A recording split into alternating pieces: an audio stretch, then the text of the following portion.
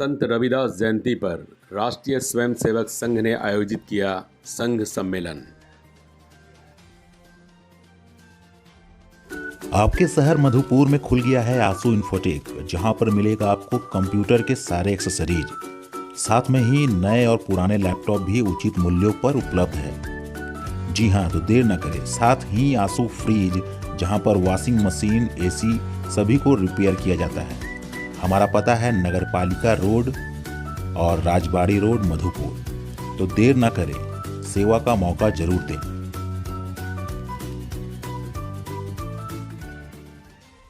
संत रविदास जयंती के अवसर पर राष्ट्रीय स्वयंसेवक संघ के द्वारा नेताजी सुभाष बस्ती यानी मधुपुर मीना बाजार स्थित इंदिरा गांधी मैदान में संघ सम्मेलन आयोजित किया गया। सम्मेलन में अतिथियों ने संत रविदास के जीवन पर प्रकाश डाला एवं वैदिक संस्कृति के बारे में आम लोगों को बताया।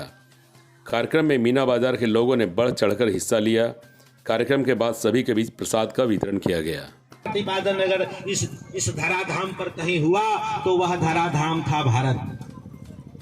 आप सभी जानते हैं प्राचीन काल में भारत कृषि के क्षेत्र में, उद्योग के क्षेत्र में, व्यापार के क्षेत्र में, चिकित्सा शास्त्र के क्षेत्र में, वाणिज्य के क्षेत्र में दुनिया का सिरमौर रहा।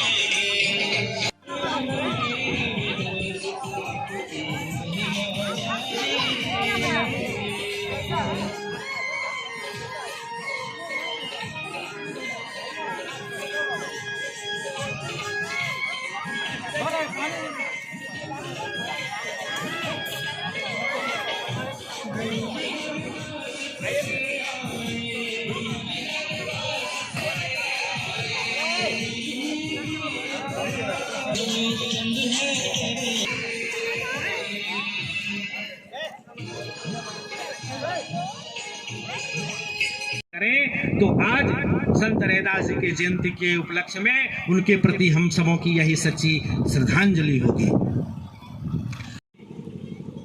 इस प्रकार से कुछ समय व्यतीत हो गया, कुछ बड़े भी हो गए, शादी विवाह भी हो गया, और चूंकि इनका मन हमेशा भगवत भजन में लगा रहता, तो अपने व्यवसाय में, अपने परिवार के लिए भरण पोषण के जो व्यवसाय चल रहे थे सामूहिक रूप से पिताजी के साथ, भाइयों के साथ, उस व्यवसाय में इनके द्वारा उन लोगों को कुछ खलल महसूस होने लगा।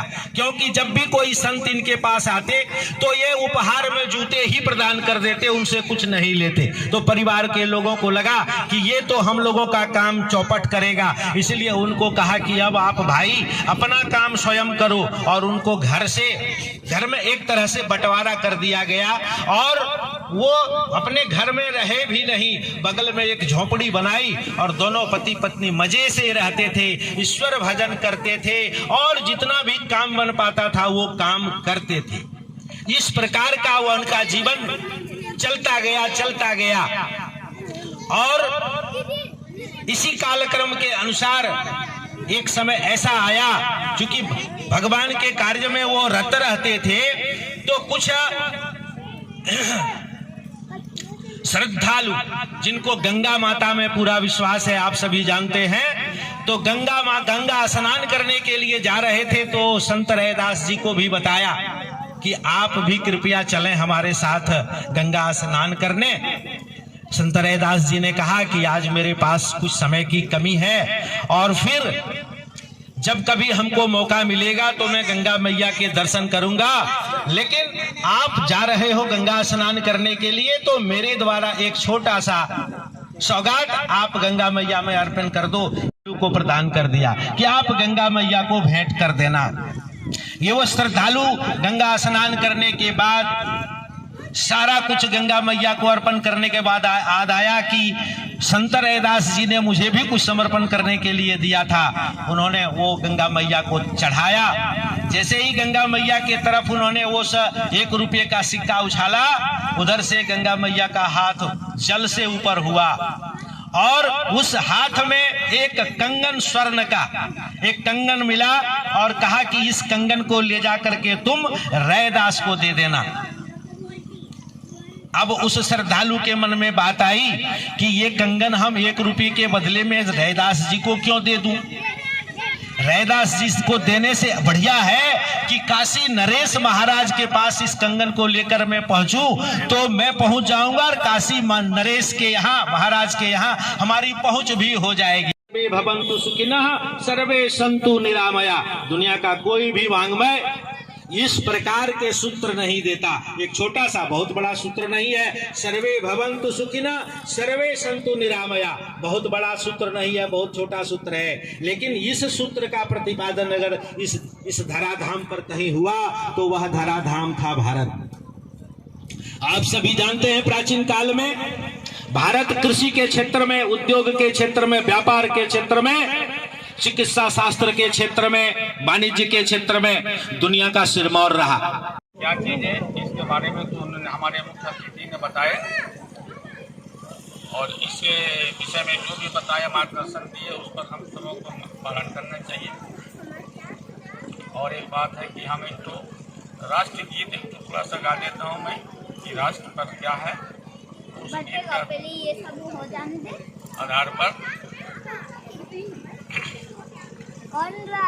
माथे पे लग न जाए दाग रे, नौजवान जाग रे।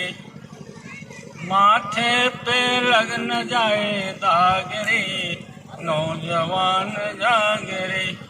माथे पे लग न जाए दाग रे, नौजवान जाग रे। बढ़े चलो बहादुरों बढ़े चलो, बढ़े चलो बहादुरों बढ़े चलो।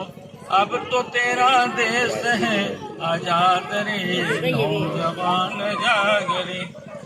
अब तो तेरा देश है आजाद रे, नौजवान जाग रे। माथे पे लग न जाए दाग रे, नौजवान जाग रे।